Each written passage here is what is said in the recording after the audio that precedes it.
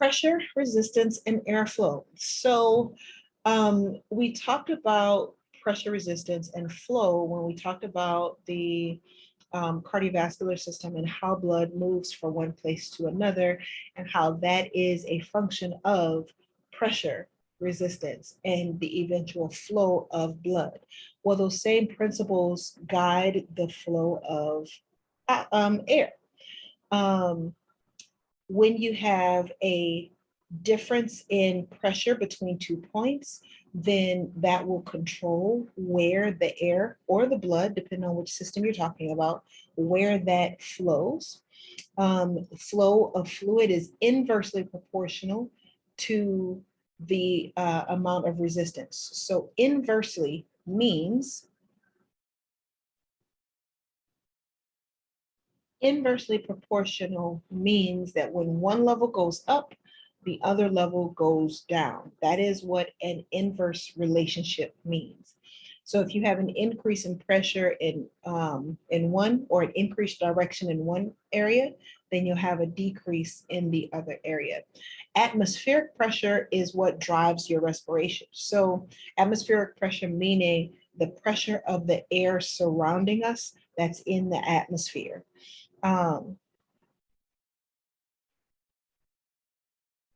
Above sea level, you have,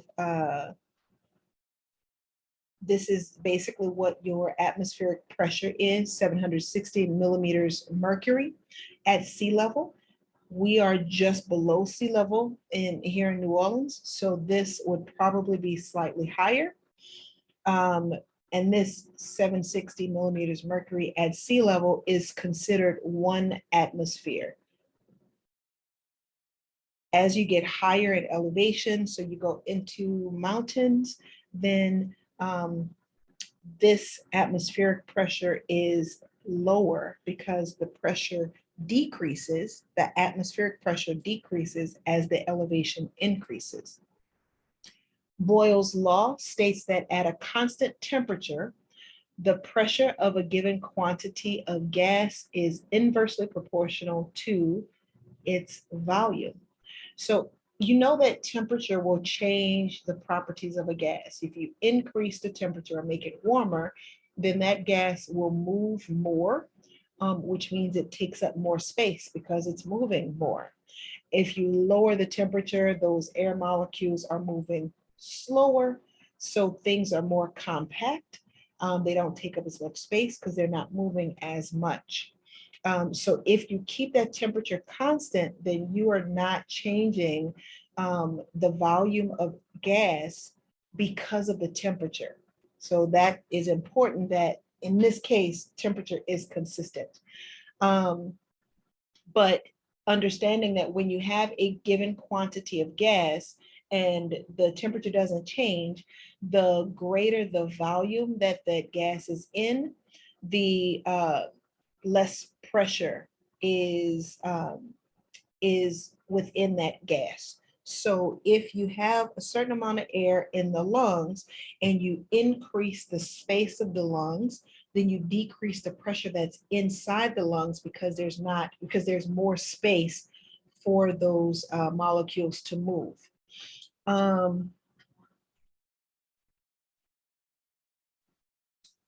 And ultimately, if the pressure decreases, so if the pressure, if the volume of the lungs expands, meaning that the volume in the pressure in the lungs decrease, then eventually it can become less than the amount of pressure in the atmosphere. Because air moves from high pressure to low pressure, when that happens, the air will then move into the lungs because of that increase of pressure. When your lung volume decreases, that's increasing the pressure of that air. Then the air wants to go from high to low. In that case, they're going from the lungs to the atmosphere. This is basically what intrapulmonary pressure does to air. This is Boyle's law. The unit for measuring the pressure used by respiratory physiologists is centimeters water. This measures how far a column of water would be moved by a given pressure. So the water is put in a little container that is similar to like a thermometer, similar, but not exactly, similar to some type of thermometer, so that when there is a change in pressure, the water will move up and down the device, and the scientist or the clinician can actually look at the hash marks on the device to see where the water falls, the marking of the water falls. And that's basically how they are able to measure pressure.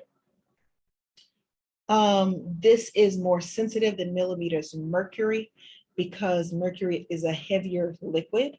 And so water will be easier to move than mercury. So I know that we usually use millimeters mercury like for your blood pressure and other things, but in this particular case, they're using centimeters water. Intrapleural pressure. So talking about inspiration. When you have even the slightest amount of negative pressure that exists between the pleural layers. So remember that you have a double layered membrane that surrounds your lungs. The recoil of the lung tissue and the tissues of the thoracic cage will cause your lungs and the chest wall to pull in opposite directions. The small space between the parietal and the visceral pleura is filled with a watery type fluid that helps to keep those two layers together.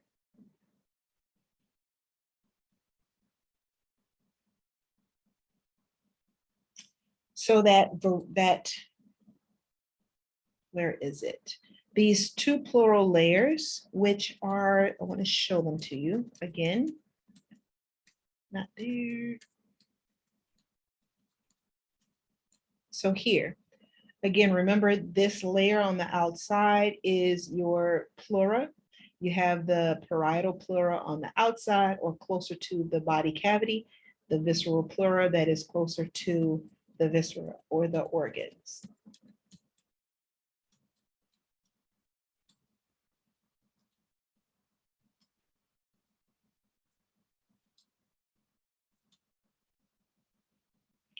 So between these two layers, you have that layer of water that actually helps the two layers to stay together by cohesion of water.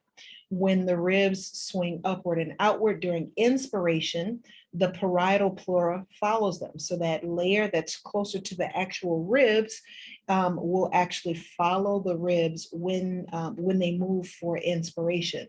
That visceral pleura will cling to the parietal pleura because of that cohesion of water. And that helps to stretch the alveoli, which are those small lung sacs within the lungs. And the entire lung will expand along with the thoracic cage. And this increases the volume of the lungs so that the internal pressure will decrease and air will flow in. So spirometry. Meter is a device that measures. Spiro refers to breathing. So a spirometer is a device that recaptures your expired breath or what you've exhaled, and it records different variables. For example, it records how fast you're breathing, how deep you're breathing, how fast you are exhaling, and the rate that your body is actually consuming oxygen or removing oxygen from air and bringing it into your body. So you have several different ways you can measure respiratory volumes. You have your tidal volume, which is the volume of air that you inhale and exhale during regular breathing. So you're at rest breathing, that more shallow breathing that we do. That is approximately 500 milliliters.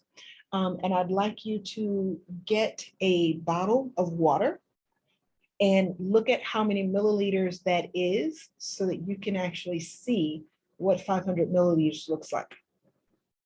Your inspiratory reserve volume, or the IRV. This is the air that is beyond the tidal volume, how much air can be inhaled with maximum effort. That is your inspiratory reserve volume. So beyond that 500 milliliters of air, how much more can you breathe in when you inhale with maximum effort? That is about 3,000 milliliters of air. Your expiratory reserve volume, how much air can be forcefully exhaled with maximum effort beyond this tidal volume, and that is 1,200 milliliters of air. So this figure shows you the different values. So if this is your tidal volume, this is where we normally breathe, right? So that shallow inhale and exhale. If we decided to maximally, this is expiration. So this, let's see, this is your expiratory reserve volume. So if this area in the pink is your inspiratory reserve volume, this area in the blue is what is your expiratory volume, and what's left, this is how it works. So the yellow is, again, your tidal volume.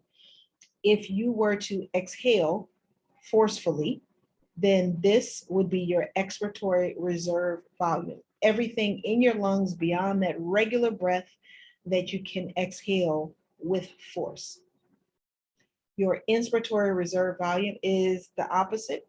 How much you can inhale beyond your normal breathing or your normal inhalations. How much can you fill your lungs? That's your inspiratory reserve volume. The residual volume is what's left after your maximum breathing. When you breathe, when you exhale maximally or forcefully, you can never exhale all of your all of the air out of your lungs, because you need some level of air to keep your lungs from collapsing, and just to keep some air in there to sort of prime the pump. So that is your residual volume. Together, these two spaces, your expiratory reserve volume and your residual volume, are your functional residual capacity. Your vital capacity, how much air can be moved in and out of your lungs, is your inspiratory reserve volume, your tidal volume, and your expiratory reserve volume. Remember that residual volume you can really not tap into. So your vital capacity does not include that residual volume, because you basically won't be tapping into that. Your total lung capacity is all of these areas: inspiratory reserve volume, tidal volume, expiratory reserve volume, and your residual volume. Do know all of these terms because they're all very important. Residual volume, I already mentioned, is what remains in your lungs after your maximum expiration. So this allows some gas exchange with blood before the next breath of fresh air arrives. So remember that you still have a little bit of air in your lungs after you exhale maximally. So until the next breath comes, your blood can still pick up some level of oxygen from that air that's remaining in your lungs, even before you've inhaled that next breath. Remember, the vital capacity, again, is that total air that can be inhaled and then exhaled with maximum effort. So this is all of those volumes, volumes minus the residual volume, because with the vital capacity, this is what you're inhaling and exhaling, and the reserve volume is one that you're not tapping into. Your inspiratory capacity This is the amount of air that can be inhaled after the normal tidal expiration. So how much more air can you fit in your lungs after your tidal volume?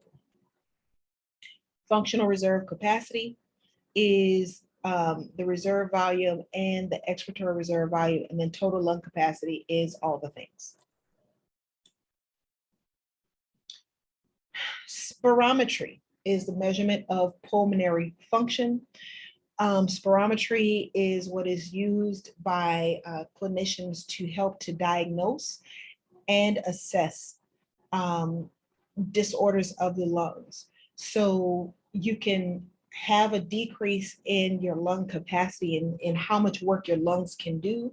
Your spirometer can measure that, and then it gives you a diagnosis based on the findings, and can also be used to assess how treatment is going or how much your disease picture has progressed.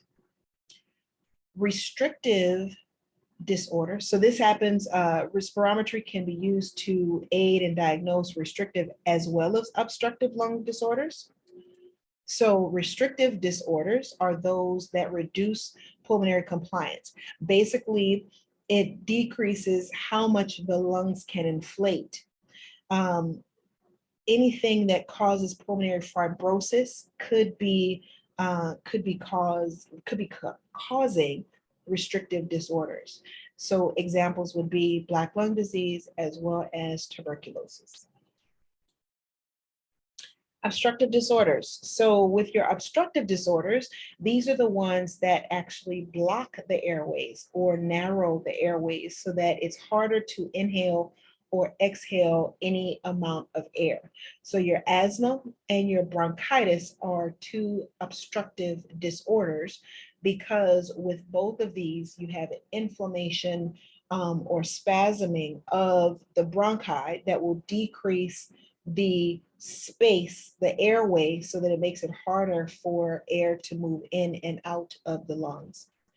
Emphysema combines both restrictive and obstructive disorders, where you have that decrease or narrowing of the airways, but you also will have this restrictive type of fibrosis of the tissues, so that it's hard for the tissues to inflate.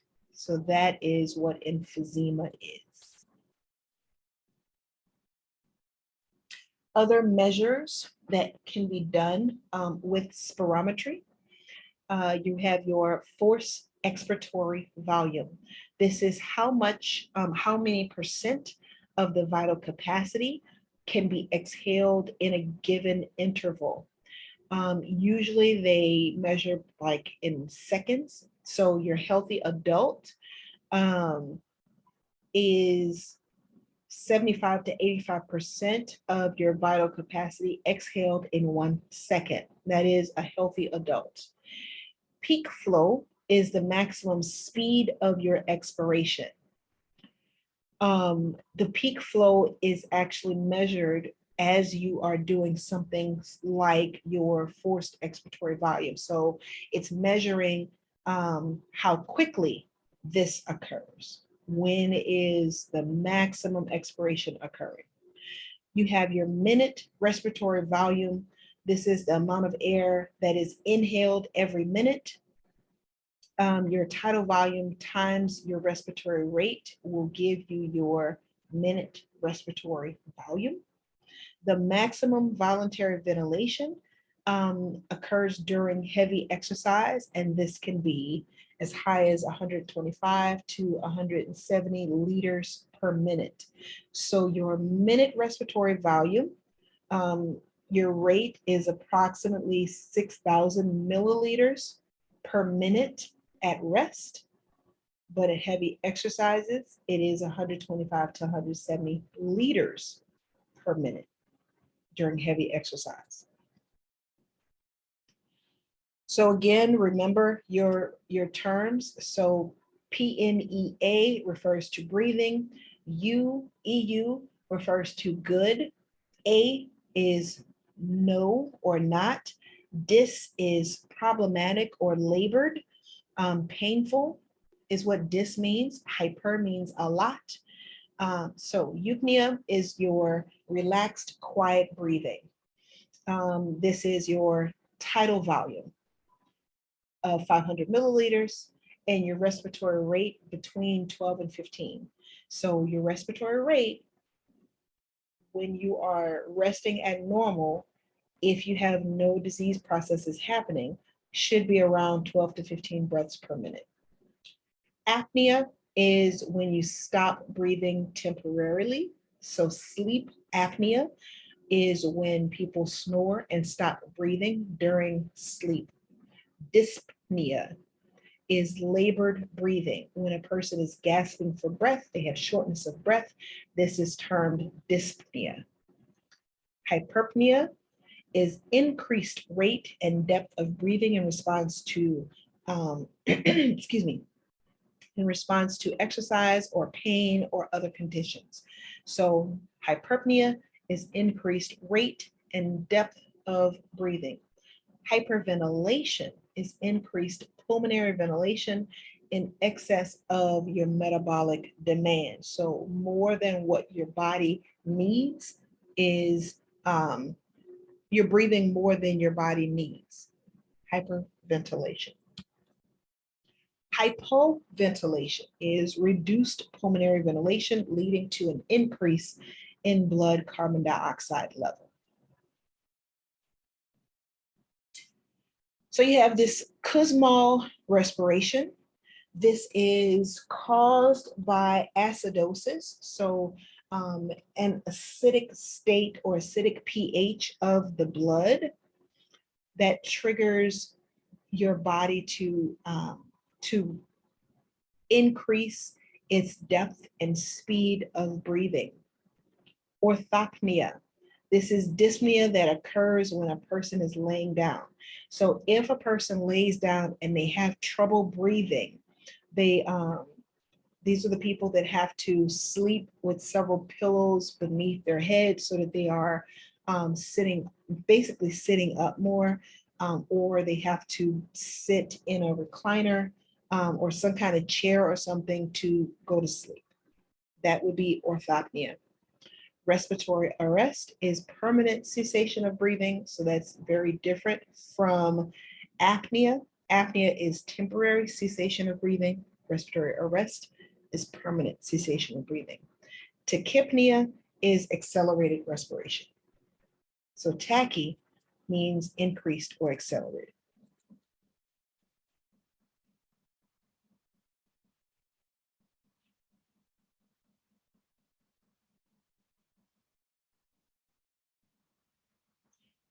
So the composition of the air in the atmosphere is different from the air that's in your alveolar air sacs. And that's for three different reasons. One, the air in the alveoli are humidified. They have increased moisture because of contact with your mucous membranes. So remember, with your partial pressures, your whatever substance it is that you're talking about wants to go from high concentration to low concentration, and the alveolar partial pressure of water in the mucus lining, the mucous membrane is more than 10 times higher than that which is in inhaled air. And so because it wants to go from high concentration to low concentration, that water that is in the mucous membranes or in the mucus will then go into that inhaled air to humidify that air. The composition also changes or is also different from what is in the atmosphere to what is in the alveola because of your air mixing with the residual air left in the respiratory cycle. So remember that you have this reserve volume of air in your lungs that your lungs cannot exhale even with a forced expiration. So when you do inhale, that new fresh inhaled air will mix with the residual air that's already left in the lungs, And that changes the composition because that residual air should have more carbon dioxide in it, because between inhalations, your blood was still flowing and exchanging carbon dioxide and oxygen. So that new oxygen will get diluted with the air that is already in the lungs, that reserve volume, that residual volume, I should say, that has a higher concentration of carbon dioxide. Then you have your alveolar air exchanges of the oxygen and carbon dioxide with the blood. And so the composition changes because of the exchange of the oxygen into the blood and the carbon dioxide outside of the blood.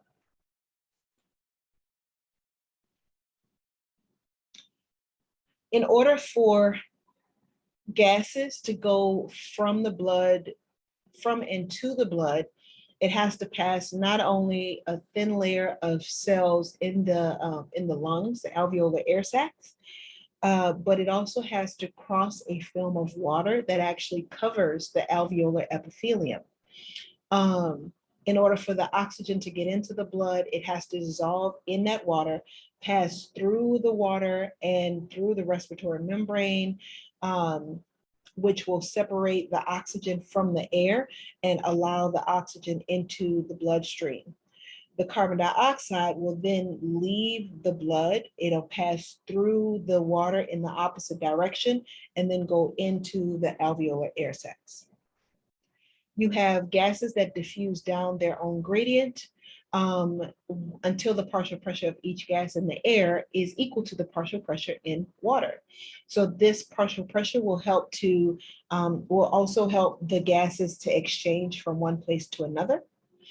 Then you have Henry's law. Henry's law states that at the air-water interface, for a given temperature, so usually the temperature again is consistent so that you can monitor everything else, the amount of gas that dissolves in the water is determined by its solubility in water and its partial pressure in air. So the more soluble that gas is in water, the more of that gas that can actually be dissolved in the water. And of course, as the partial pressure of air decreases or increase, that will help to move the oxygen and carbon dioxide from one location to another. So look through this and allow this to help you understand, for those of you who are visual learners. And if you have questions about it, let me know.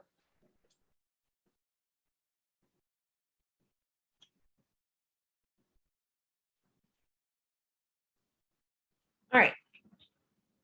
So you have these pressure gradients, which we've been talking about all along. Your partial pressure of oxygen in the alveolar air, so in the air that is in your lungs, the partial pressure of oxygen is approximately 104 millimeters mercury. In the blood, the partial pressure of oxygen is 40 millimeters mercury. So when you have air in the alveolar air sacs, because this is a higher pressure, a higher partial pressure, this is going to drive oxygen into the blood because this is high concentration and it wants to go to a place of lower concentration. So this is part of what is helping to drive oxygen from the alveoli into the blood. Conversely, the pressure of carbon dioxide that is in the blood is 46 millimeters mercury, whereas that in the alveolar air sacs is 40 millimeters mercury. So because this is higher in the blood than it is in the alveolar air sacs, that's going to help to push the carbon dioxide from the blood to the alveolar air because this is higher than that. Hyperbaric oxygen therapy. So you should have heard of a hyperbaric oxygen chamber. These are chambers that basically increase the oxygen levels in that air of that space. It makes it greater than 1 atmosphere of pressure. Remember, at sea level, there is 760 millimeters mercury of air pressure in the atmosphere, which is the same as 1 atmosphere of pressure. So these hyperbaric oxygen chambers will increase that oxygen pressure, that amount of oxygen, so that you have an increased gradient of more oxygen, so that more oxygen can diffuse into the air. When a person has something like gangrene, carbon monoxide poisoning, I've even seen them use hyperbaric oxygen chambers for things like people that have drowned and other reasons. Basically, they want to force oxygen into spaces, into the body spaces, and they put people in these chambers that have a higher amount of oxygen than in regular atmosphere, so that more oxygen can diffuse into the body and into these spaces than it would at normal atmospheric pressure. At high altitudes, remember that the partial pressure of all gases will decrease because you are at a higher altitude. The gradient difference is less, so that less oxygen then diffuses into the blood. Carbon dioxide is actually 20 times more soluble than oxygen. So equal amounts of oxygen and carbon dioxide are exchanged across the respiratory membrane because oxygen is much more soluble and diffuses more rapidly.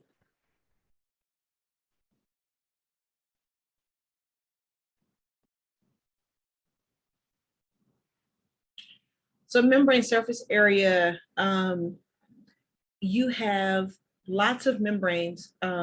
So 100 milliliters of blood in the alveolar capillaries. So those capillaries that are surrounding your alveolar air sacs. There's approximately 100 milliliters of blood in there at a given time, and it's spread very thin over this amount of space. Think about it being spread thin because the capillaries are very small, and some capillaries will only allow your red blood cells to move in a single file line. So because they're moving in single file, you know that the capillaries have to be extremely small. Conditions like emphysema, lung cancer, and tuberculosis will decrease that surface area needed for gas exchange, will decrease the amount of oxygen that your body can receive and the amount of carbon dioxide that your body can get rid of at any given time. So these are showing what your alveolar lung sacs look like in different situations. So this is what it looks like normally. You have these alveolar walls lined by capillaries. The white are the air spaces where where the air will come in and out, and you have this gas exchange occurring in these thin alveolar walls. With pneumonia, these thin walls are thickened by edema. So remember that edema is when you have fluid in those tissues. They're in the tissues. So these tissues are then thicker. These tissues here become these because these are now engorged with edematous fluid. Then you also have this blue that is lining these alveolar sacs. Those are fluid that is inside the sacs. You also have some blood cells that's in there. So this makes it harder for gas exchange. This is one reason why pneumonia can be so deadly, because you don't have the same level of gas exchange, because instead of having these clear alveolar walls, you now have these layers of fluid as well as edematous tissue where the oxygen and carbon dioxide have to pass through and it's not able to do so easily. Here, when you have a person that has emphysema, the walls of the alveoli have been destroyed. So now you have decreased surface area for oxygen, for gas exchange, and you have more fibrosis so that these air sacs will not be able to move as freely as they should normally be able to move. So normal, pneumonia, emphysema.